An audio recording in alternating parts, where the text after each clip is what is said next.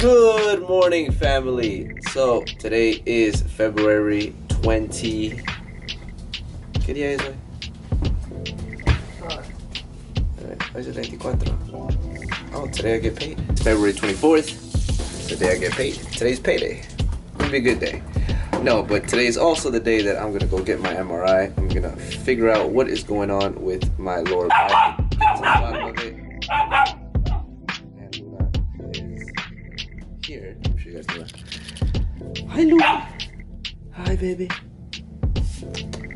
We got a raccoon, so there's treats in there, and she's still trying to figure out how to get the treats. Raccoon. Come on. No. No. Try it. Give up. Go. Come on, Luna.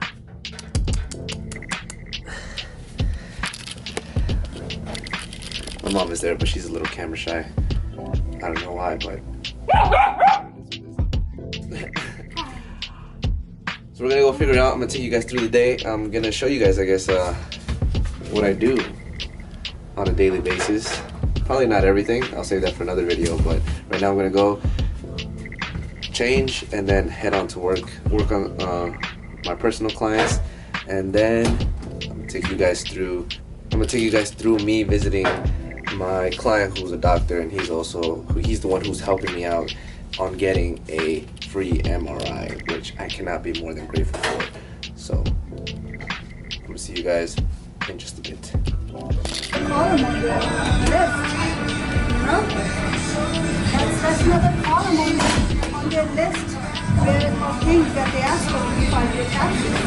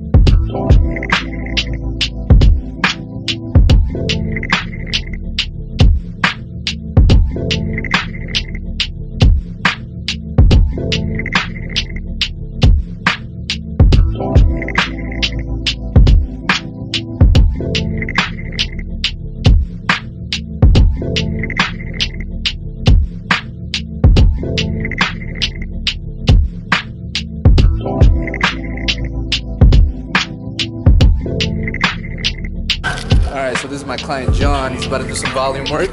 Ain't that right, John? Right. 3x8 because obviously I can't work out, so my spirit is in you. All right, let's go.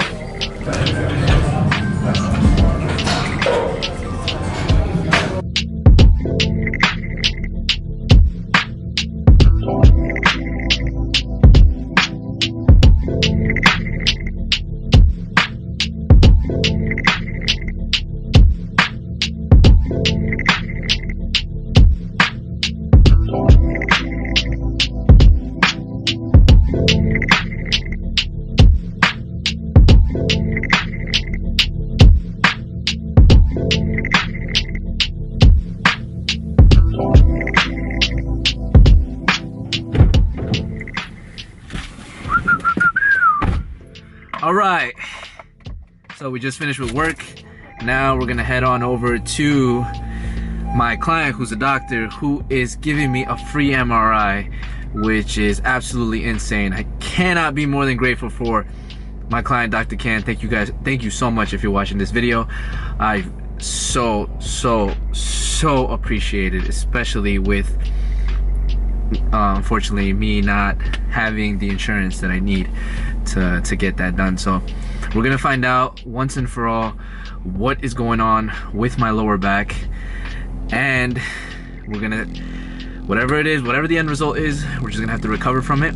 It's a huge lesson learned, as I said in my last video. And yeah, so I'm gonna see you guys there. I'm gonna go home first, see Luna for a bit, because it's on the way to the hospital. And fingers crossed, fingers crossed. Let's go.